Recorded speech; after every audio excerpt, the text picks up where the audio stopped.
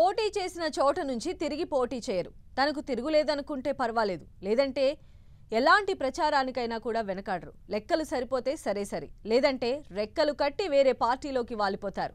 గంటకు వ్యూహం మార్చడంలో దిట్టైన మంత్రి గంటా శ్రీనివాసరావు ఈసారి ఎన్నికల్లోనూ అదే వ్యూహాన్ని అమలు చేస్తున్నట్లు కనిపిస్తోంది. ఇంతకీ గంటా మదిలో ఉన్న స్కెచ్ ఏంటి?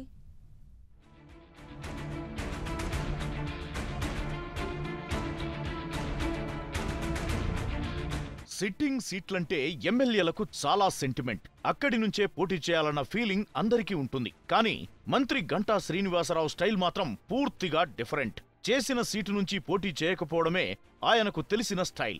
ఓ రకంగా అదే ఆయన సక్సెస్ ప్లాన్. టీడీపీ నుంచి అనకాపల్లి ఎంపీగా ప్రస్థానం ప్రారంభించిన గంటా పీఆర్పీ ఆవిర్భావంతో ఆ పార్టీలో చేరి అనకాపల్లి నుంచే అసెంబ్లీకి పోటీ చేసి గెలిచారు. ఆ తరువాత పీఆర్పీ కాంగ్రెస్ తో విలీనం కావడంతో మంత్రిగాను ఛాన్స్ కొట్టేశారు.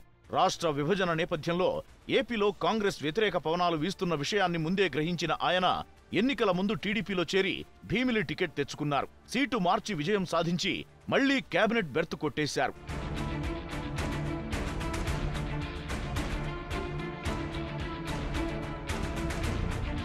ఇప్పుడు 2019 ఎన్నికలొచ్చాయి. విశాఖ జిల్లాలో మళ్లీ అందరి దృష్టి గంటాపైనే పడింది. ఎన్నికలొచ్చిన ప్రతిసారి సీటు మార్చే గంటా ఈసారి ఎక్కడికి వెళతారో అంటూ ప్రచారం జోరుగా సాగింది.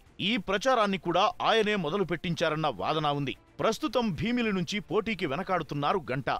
ఇటీవలి వరకు గంటా ఏది చెబితే దానికి ఎస్ బాస్ అనే అవంతి శ్రీనివాస్ సడన్ గా వైసీపీలోకి వెళ్లి భీమిలి టికెట్ను కన్ఫర్మ్ చేసుకుని గురువుపైనే పోటీకి సై అన్నారు. అటు గంటాను ఈసారి కూడా భీమిలి నుంచే పోటీ చేయాలంటూ చంద్రబాబు స్పష్టం చేసినట్లు తెలుస్తోంది. సరిగ్గా ఇదే సమయంలో భీమిలి నుంచి చంద్రబాబు తనయుడు లోకేష్ పోటీ చేస్తున్నట్లు గాసిప్స్ మొదలయ్యాయి.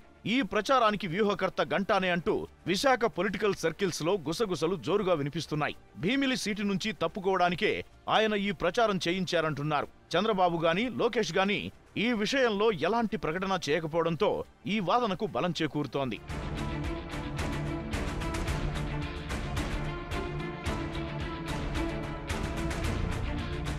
గంటకు వ్యూహం మార్చే మంత్రి గంటా లోకేష్ విషయంలో తన ప్లాన్ వర్కౌట్ కాకపోవడంతో సిబిఐ మాజీ జేడీ లక్ష్మీనారాయణ భీమిలి నుంచి పోటీ చేస్తున్నారంటూ లీక్ ఇచ్చారంటూ టీడీపీ వర్గాలు చెబుతున్నాయి.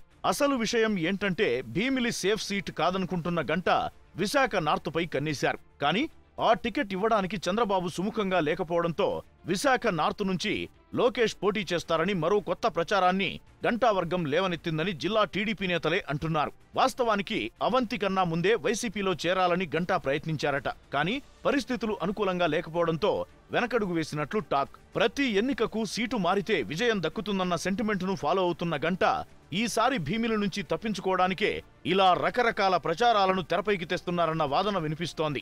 మరి గంటా ప్రయత్నం ఫలిస్తుందా? భీమిలి నుంచే పోటీ చేయాల్సి వస్తుందా? కాయిన్ ఇప్పుడు చంద్రబాబు చేతిలో ఉంది.